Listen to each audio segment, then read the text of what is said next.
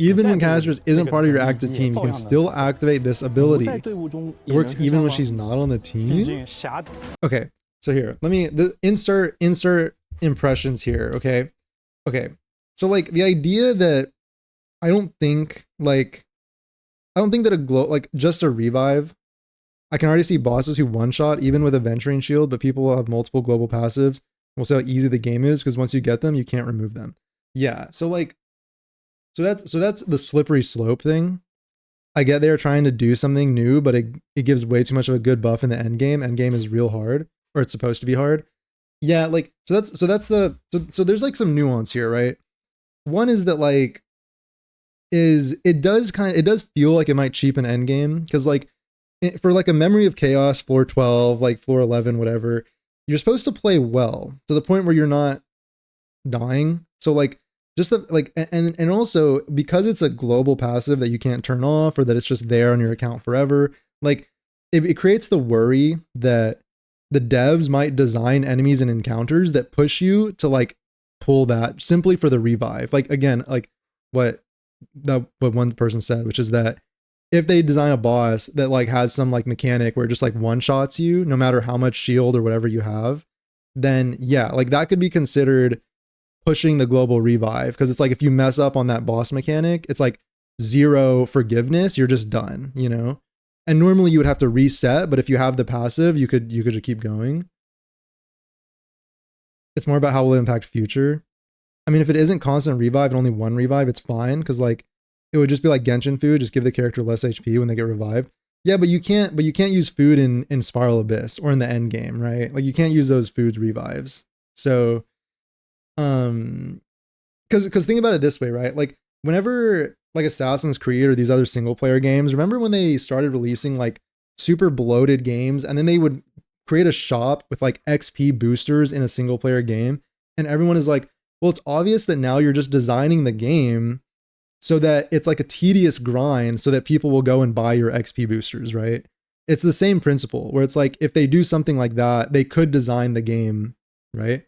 But I also don't think it's the end of the world, because like it's not like a global attack buff. It's not like a global like defense ignore or anything like that, or res shred. So it's not like it'll actively like, because I think with those kinds, it's more likely that you'll see like enemies get tuned up with like bigger like defense numbers or damage numbers or HP numbers, so that like you can feel the effect of like an attack, like a global attack buff or like a global defense ignore, you know? As long as it's not like abused, you know? Global revive boss mechanic thing is unbeatable without Castorice or Maide. Like if there is something like that.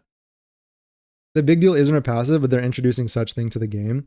Yeah, like again, like, you know, if they continue with it, like at the very least, I wouldn't even give them this, but like at the very least, it should only be like a once a year, like anniversary level, like emanator level character that gets something like that. But even then, it's like, even then, like I don't trust that wouldn't do something that would like kind of ruin the game. Not ruin the game, but like change things. Like how do you balance around such a thing being in the game? Like, and also when I go and do Memory of Chaos, I don't want like a safety net, you know what I mean?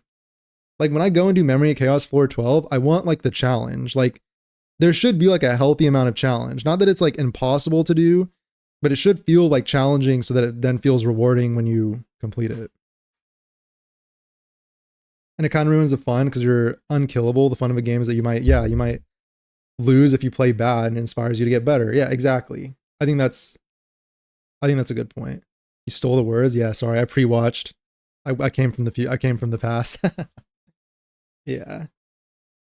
Like, and again, I don't think it's the end of the world. I don't think it's that bad. You know what I mean? But I do think there are some. It remains to be seen, right? Like they just showed the boss that like drains everyone's HP to 1, right?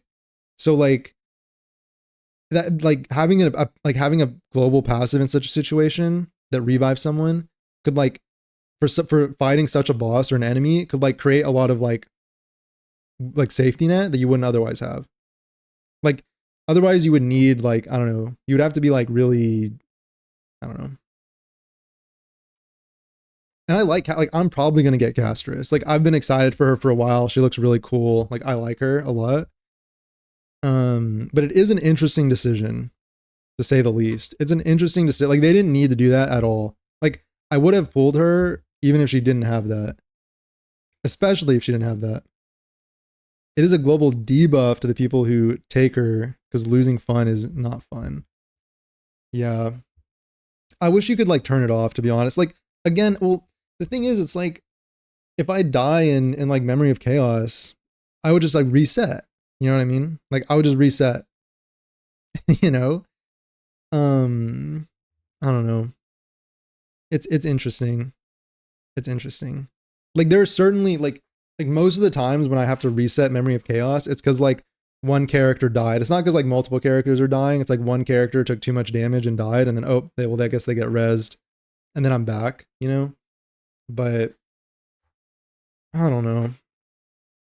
I would have preferred if it was just a passive just for her team, like whatever team she's in, rather than a global like account thing. But yeah. As long as they don't go forward and as long as they don't start adding like attack buffing or elemental damage buffing or whatever in global passives, as long as this is like, if it's a one-time thing, whatever. Like we can get past this. But even then, I don't like the idea of that existing forever. Like I don't like the idea that they'll have to maybe try and balance around this thing, you know? Like they might have to sit here and try and balance around the fact that like all these people have a global revive.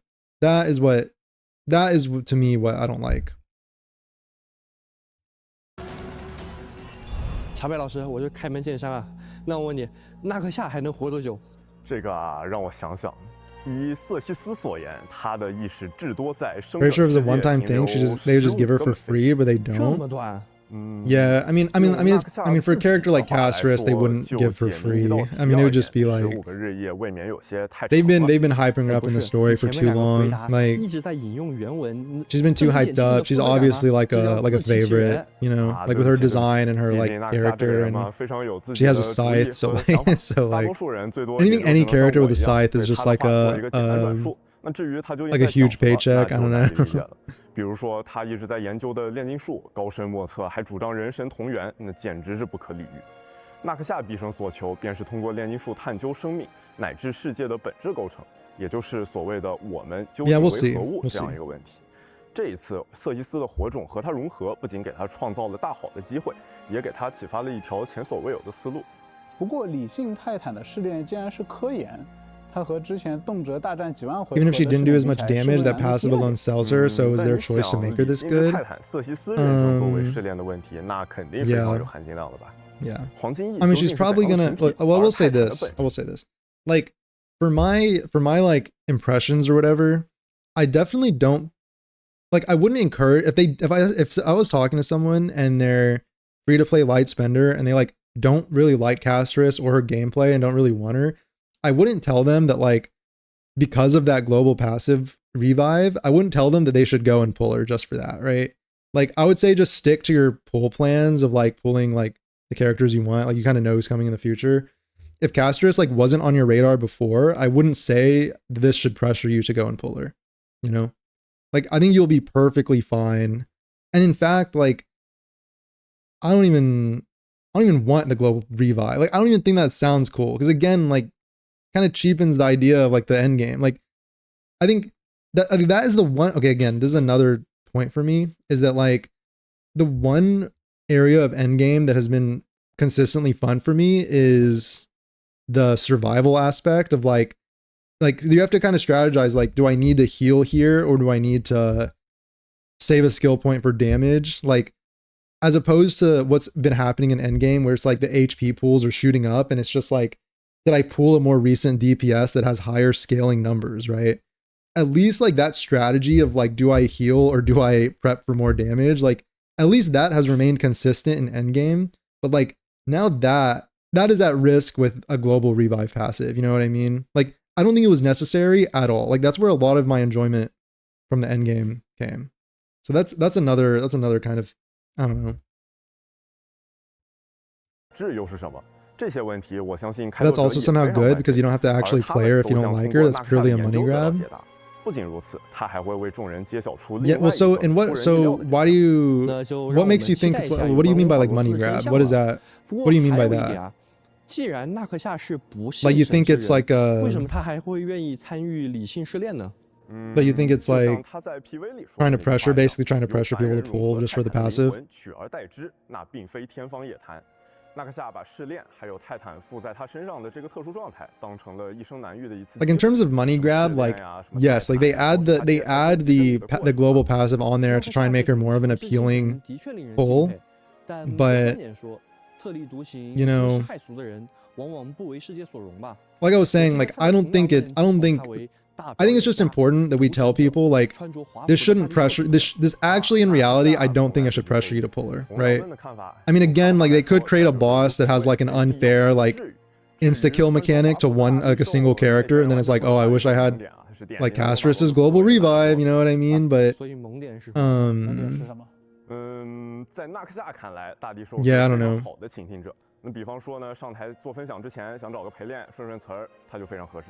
纳克夏还买了很多大地兽周边，晚上他会换上大地兽的睡衣。That the character will sell well. Not only people are curious about it, it will help casual players a lot, and in general, it just feels pretty fucking strong to have such a thing.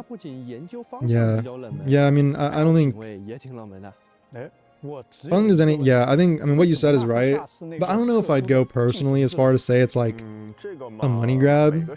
Maybe like if you want to be good faith and like have a good faith interpretation, like what there's like two ways, right? Like it's like a valid point what you're saying, but I think like if you wanted to like be more like generous to them or whatever, you could say like maybe they're just trying something new and like it's not working, but I don't know. Like I think people were gonna pull for Castorice anyway. Like people that liked Castorice were gonna pull for her. I don't think they needed to. The global revive itself is unnecessary. I don't know. I think there's still time for them to get rid of it, but maybe not. Maybe now that they've talked about it in the live stream, they can't go back. Because usually people go for that one character they want per patch, but because you don't have to like her, then you may want to get both these characters if you didn't pick either one, the one you like or the one you didn't like with the global passive. So more likely people will spend that usual. That's why I think it's a money grab. I mean, that's a fair like prediction to make, but we won't know. We might not know until the numbers are in, you know, like based on how much she actually brings in, like, and it's hard to tell. Like if you were trying to be like statistical or like take a data approach to it, thing is like, she already was obviously hyped up and like a highly anticipated character. So like her numbers were like going to be big, and she does a lot of damage and she has this sick animations and yada, yada, yada. Right. It's hard to attribute like how much of that is just because of the global passive, you know, it'll be hard to determine that. And it might just be like it's a fair prediction to make. I would say personally, because my feeling and what I want to impart onto people is that, like, I don't think if you didn't like Castorice and you didn't want to pull her before, I would not let this pressure you into pulling her. That's my message. There's also many people who don't support it, so they won't pull. But if they keep making characters like this, then I'm almost sure that it will look like that. Because you can't afford to get 2 characters per patch if you don't spend or not in early game. Yeah. Yeah. And that's why I think they should just wrap it up after this. Like, I don't think it's necessary for the game at all. And I think maybe I don't know, maybe they're kind of thinking like, maybe they're, I don't know, like turn-based game. Like, this is another point that I've made before about like, it's good if they just like have patches where they release one character. Like they don't need to release 2 characters every patch so much. You know what I mean? Like, cause like it's hard in a turn-based game to come up with all these new playstyles. Like they've done break effect, they've done follow up. Like maybe like the devs are smart. Like they're good devs. Like they're creative. They'll do like coordinated attacks. They'll do like other stuff. Maybe they're like, you know, are trying to make new stuff work. And like, if they do this and then stop, like, I'm not exactly happy about global revive passive, but like, if this is the only global buff they do, like, I think that'll be a good that'll be you know, I think it's a compromise for me. Like just don't do it again. Don't do it again, basically. I don't think it's necessary at all. It's not necessary for the game. Like it doesn't add anything to the game. Like it doesn't make the game like necessarily more fun or whatever. TBH, I was never saying that HSR is full of power creep, unlike most people, because you need harmony units to clear comfortably with any DPS, but global passive is actually power creep. Is mostly because it doesn't matter if you like the character or not. You'll still be better off picking them up. Triple the hoarding? Yeah, you know me. Yeah, I love to hoard. Yeah, I mean that's fair. Like I definitely think all of the viewpoints that everyone was saying, like everything was valid, you know what I mean? I think that everything was valid. I mean, like that's kind of like a fence sitter pussy take, but like we have some good heads in chat, I think. I think there were some good takes in chat. Like I think it's okay to not like it. I think it's okay to be like whatever. I'm kind of leaning more towards like I'm thinking more about the future. Like it just depends. Like if they balance the game around it, then it becomes annoying. If they don't, then it's kind of just like a free safety net that I didn't ask for, which is like also not something I really wanted or asked for, but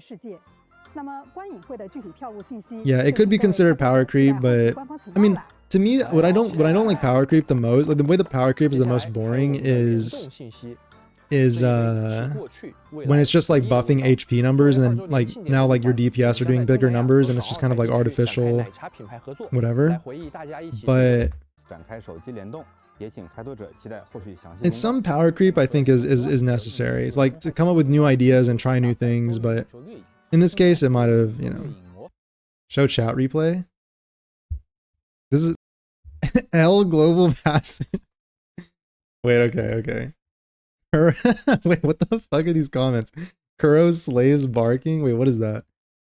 You want VAs? Okay, this is just toxic. Global passive, L global passive, L global passive. This is probably something about global passive. W global passive, wait.